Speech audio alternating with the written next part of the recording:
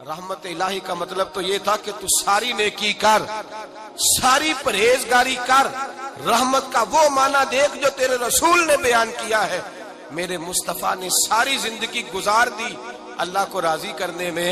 हजरत Ayesha Siddiqa फरमाती हैं, आखिर में मुस्तफा फरमाते क्या है, कहते हैं आयशा मुझे भी मेरा अमल जन्नत में नहीं लेके जाएगा, मैं भी खुदा के फजल से ही जन्नत में जाऊंगा। ये उम्मीद रहमत इलाही, एक मतलब तो ये।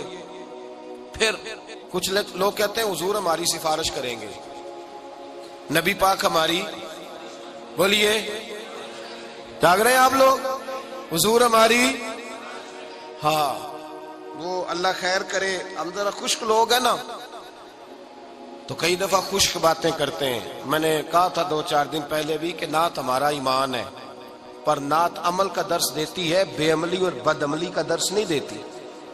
बदअमली का दर्श नहीं देती कि नात खा उठ करके कहे कि बस छुट्टी, मैं इशा की नमाज पढ़ के आया हूं और फजर पता नहीं मैं कब पढ़ूंगा, और जो मेरे मुंह में आएगा मैं कह दूंगा इल्ला माशाअल्लाह, बस नात पढ़ूंगा तो सिफारिश हो जाएगी।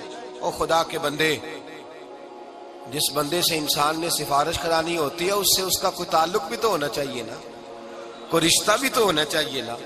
क्या नबी पाक की गुलामी सिर्फ ये है कि हुजूर के नारे लगा दिए जाए, कि गुलामी मुस्तफा सिर्फ इतनी है कि जब बंदा महफिल में आए तो वो वाह वाह सुभान अल्लाह अल्हम्दुलिल्लाह या रसूल अल्लाह, मामला खत्म हो गया। जितना कोई गुलाम ज्यादा है उतनी उसकी फर्मा बरदारी भी ज्यादा होनी चाहिए। गुलाम को तो चाहिए एक एक अदा पर मर मिटे, उसका तो गुजारा ही नहीं होता अपने महबूब की अदा के बगैर। तू शफात मुस्तफा की उम्मीद रखता है और हुजूर की सुन्नत पर अमल नहीं करता। वो जिन्होंने जिंदगियां गवा दी, लगा दी रसूलुल्लाह के दीन की नौकरी में। हजरत सलमान फारसी रजी अल्लाह ताला अन्हु, आखिरी वक्त है, विसाल की घड़ियां हैं, सहाबा तीमारदारी करने गए। हजरत सलमान फारसी रजी अल्लाह ताला अन्हु रोने लगे देखकर। एक सहाबी ने पूछा सलमान रोते क्यों हो? कहने लगे यार मैं हुजूर का गुलाम हूं, पर मैं नबी पाक की पूरी बात नहीं मान सका।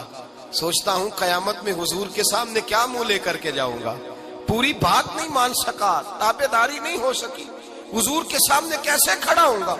सहाबा ने कहा सलमान हम तो देख रहे हैं तेरा एक एक लम्हा मुस्तफा की सुन्नत में गुजरा है, तेरी हर हर अदा सुन्नत मुस्तफा है, फिर तू किस बात में परेशान है? क्या ऐसी बात है जिसने तुझे परेशान कर रखा है? तो हजरत सलमान फारसी कहने लगे देखो ना मेरे घर में दुनियादारी कितनी ज्यादा है, मैंने माल दौलत इकट्ठी कर ली है। सहाबा कहते हैं पलट के देखा तो एक टूटी हुई चटाई थी, 2 प्याले थे, 2 तकिए थे, एक पानी पीने का मटका था।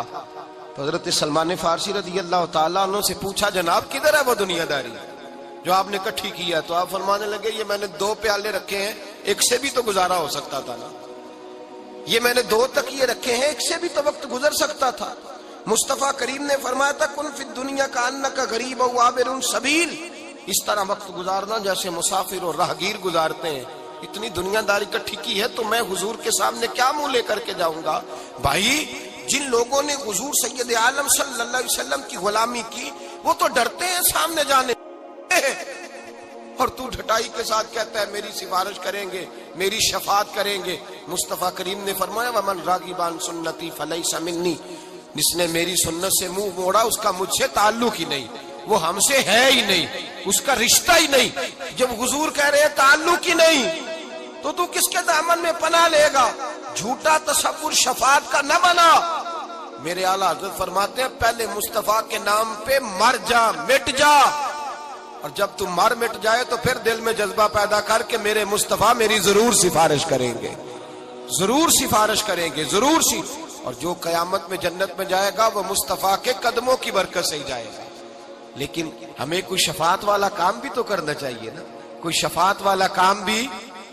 दुरूद शरीफ बोलिए, दुरूद पाक छोड़िए जरा थोड़ी देर के लिए टेक, दुरूद पाक पढ़ना चाहिए, हुजूर की सुन्नत पर अमल, हुजूर के दीन की नौकरी करनी चाहिए, कुछ काम भी तो करने चाहिए ना, कुछ करना भी तो चाहिए ना शफात के लिए। देखिए ना हुजूर सैयद आलम सल्लल्लाहु ताला अलैहि वसल्लम ने फरमाया जिसने मुझ पर दुरूद पढ़ा उस पर मेरी शफात जरूरी हो गई। अल्लाह के महबूब सल्लल्लाहु अलैहि वसल्लम ने फरमाया जिसने कुरान मजीद को दिल से लगाया मेरी सिफारिश जरूरी हो गई। تو حضور نے جو طریقے سفارش کے بنائے ہیں ان طریقوں سے ہو کے آ. گھر میں بیٹھ کے دعویٰ نہ کر کہ بس میری سفارش ہو جائے گی. شفاعت کا جو اصل مفہوم ہے وہ یہ ہے کہ کوشش کر زندگی میں نوکری کرنے کی. پھر بھی کوتاہیاں ہو گئیں تو اللہ کے رسول دامن تھام کے جنت میں ساتھ لے جائیں گے. لیکن اگر تو دین کے مقابلے میں ہی کھڑا ہو جائے, مقابلے میں ہی کھڑا ہو جائے, تو موج کرتا پھرے, اپنی مرضی سے تو وقت گزارے, تو حضور کی سنت اور شریعت کو چھوڑ کر غیروں کے طریقے اپناتا پھرے, اور تو کہنے میری تو سفارش ہوگی, مجھے تو فوری طور پہ تھام لیا جائے گا, تو شفاعت کا اصل مفہوم اس میں شک نہیں کہ کبیرہ گناہ والے حضور کے جھنڈے کے نیچے ہوں گے. لیکن یہ نفس کا دھوکہ ہے کہ انسان عمل کی طرف بڑھے ہی نہ, عمل کی طرف جائے ہی نہ, طریقہ وہ کافر کا, یہودی اور عیسائی کا اپنائے اور کہے کہ نہیں مجھے تو جو ہے وہ میری شفاعت ہو جائے گی. تو یہ بھی بہانہ ہے, ہیلا ہے. ہمارے بزرگوں نے تو ہمیں یہ بتلایا ہے کہ جنت ملے گی صرف نبی پاک کے قدموں کی برکت سے. لیکن توجہ بھی تو ہونی چاہیے نا انسان کی ان قدموں کی جانب جن قدموں سے اس نے لگنا ہے. اس کا خیال بھی تو ادھر ہونا چاہیے, اس کا خیال بھی تو ادھر ہونا چاہیے نا. کچھ ہے میں ابھی نیک نہیں, پورا نیک ہو جاؤں تو پھر داڑھی رکھوں گا. تو میں اکثر کہا کرتا ہوں, میں کہتا ہوں بھائی تو روٹی کی قسم کھا لے, تو کہہ جب میں پورا نیک ہوں گا تب کھانی ہے روٹی. اور جنہوں نے رکھ لیا وہ بھی موج والے, انہوں نے اپنی مرضی کی رکھی ہوئی ہے. کہتے چلو گزارا تو ہو ہی گیا ہے نا, لوگ دیکھ تو رہے ہیں نا کہ اب میں کلین شیو نہیں. جب داڑھی ہے ہی مٹھی, داڑھی ہے ہی مٹھی, شریعت اسلامیہ متفق ہے اس بات پر کہ محبوب کی داڑھی مبارک مٹھی بھرتی, قبضہ بھرتی, تو اپنی موت کرتا پھرتا ہے, اپنی مرضی کی رکھی ہوئی ہے, اپنے طریقے کے مطابق چلتا ہے. یہ کیسا انداز ہے, یہ کیسا انداز محبت ہے. جو رسول اللہ سے پیار کرنے والے تھے, حضرت عبداللہ ابن عمر رضی اللہ تعالیٰ عنہ ایک جگہ سے گزرتے, ایک گلی سے, تو گردن جھکا کے گزرتے, گردن جھکا کے. لوگ کہنے لگے یہاں سے گردن جھکا کے کیوں گزرتے ہو؟ کہنے لگے یہاں ایک درخت ہوتا تھا, ٹہنیاں اس کی جھکی ہوئی تھی, نبی پاک گزرے تھے تو حضور نے گردن جھکائی تھی. تو صحابہ کہنے لگے اب نہ درخت ہے نہ ٹہنیاں ہے, تو گردن کیوں جھکاتا ہے؟ فرمانے لگے مجھے حکمتوں سے غرض نہیں, مجھے تو اتنا پتا ہے کہ یہ میرے محمد کی ادا ہے, یہ میرے رسول اللہ کی ادا ہے. ہم نے نہ کبھی قطرے پہ غور کیا اور نہ دریا دیکھا, بس جہاں تیری جھلک دیکھی وہیں ڈوب گئے. بھائی تو ادا کی طرف دیکھ, تو ادا کی طرف دیکھ, تو بہانے تراشتا پھرتا ہے, ہیلے کرتا پھرتا ہے سنت کے مقابلے میں. کل کو شادی بیاہ کا معاملہ آئے گا, تجھے ہر چیز بھول جائے گی. پھر تو اپنی برادری کو دیکھے گا, علاقے کو دیکھے گا, اس وقت تجھے وہ سارے رسم و رواج یاد آئیں گے, تجھے دین اسلام کو یاد آتا نہیں. تو ہیلا کرتا ہے, بہانہ کر کے بیٹھا ہوا ہے کہ بے دریغ میری شفاعت ہوگی. شفاعت والا کام کرے, انشاءاللہ تعالی مصطفیٰ کی شفاعت ہوگی تو جنت میں جائیں گے. میرے اعلیٰ حضرت کہتے ہیں پیش حق مجدہ شفاعت کا سناتے جائیں گے, وہ آپ روتے جائیں گے, ہم کو ہنساتے جائیں گے, اور باغ جنت میں محمد مسکراتے جائیں گے. پھول رحمت کے گریں گے, ہم اٹھاتے جائیں گے. وسعتیں دی ہیں خدا نے دامن محبوب کو, جرم کھلتے جائیں گے اور وہ چھپاتے جائیں گے. اور خلد میں ہوگا ہمارا داخلہ اس شان سے, ہم یا رسول اللہ کا نعرہ لگاتے جائیں گے. تو یاد رکھیں بھائی, شفاعت کی بل بوتے پہ جائیں گے, لیکن شفاعت والا کام تو کریں, توجہ تو کریں. کچھ لوگ کہتے ہیں ہم بزرگوں کی اولاد ہیں.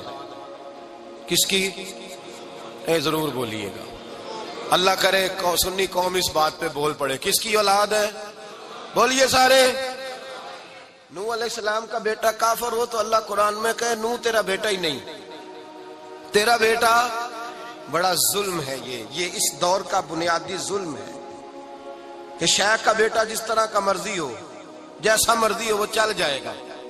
بیٹا ہونا شرط نہیں, وارث ہونا شرط ہے کہ وہ علوم کا, معرفت کا, اپنے باپ کے, اس کو اللہ نے جو نوازا تھا اس کا وارث بھی ہے کہ نہیں. شرف نسبت کا بہانہ, شرف. بڑے بڑے مراکز بنے, بزرگوں نے بڑے بڑے مراکز بنائے, بعد میں نااہل اولادیں بیٹھ گئی, تباہی ہو گئی. شریعت اسلامیہ میں سجادگی کون سا درجہ ہے؟ کون سا درجہ ہے؟ اگر شریعت اسلامیہ میں سجادگی درجہ ہوتا